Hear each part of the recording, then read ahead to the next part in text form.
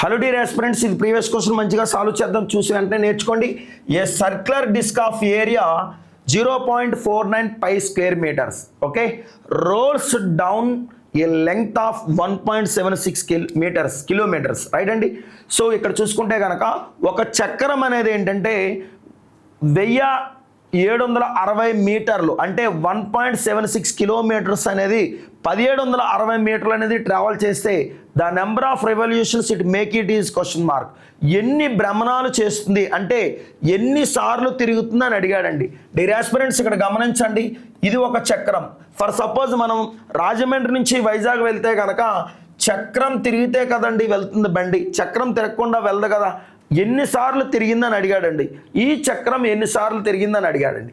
So చూసుకుంటే a circular disc of area అంటే circular area formula ఏంటంటే పై ఆర్ స్క్వేర్, అవునా. So area of a circle formula pi r square. దీని యొక్క వైశాల్యం ఎంత అంటే 0.49 పై. పైకి క్యాన్సిలేషన్ అయితే దేర్ ఫోర్ రేడియస్ ఏమవుతుందంటే నాన్న 0.7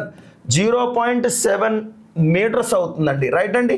స్క్వేర్ మీటర్స్ కాస్త మీటర్స్ అవుతుందండి రైట్. ఇక్కడ చూసుకుంటే కనుక మనం ఏదైనా దూరం ట్రావెల్ చేయాలంటే నెంబర్ ఆఫ్ సార్లు తిరగాలి. మనం ఏదైనా దూరం ట్రావెల్ చేయాలంటే కనుక నెంబర్ ఆఫ్ సార్లు తిరగాలి. దీని యొక్క ఫార్ములా ఏంటంటే distance equal to number of revolutions into circumference అండి.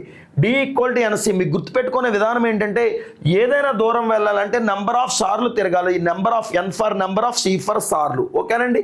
ఇక్కడ చూసుకుంటే కనుక n for number of revolutions అంటే డి/సి అనేది అవుతుందండి.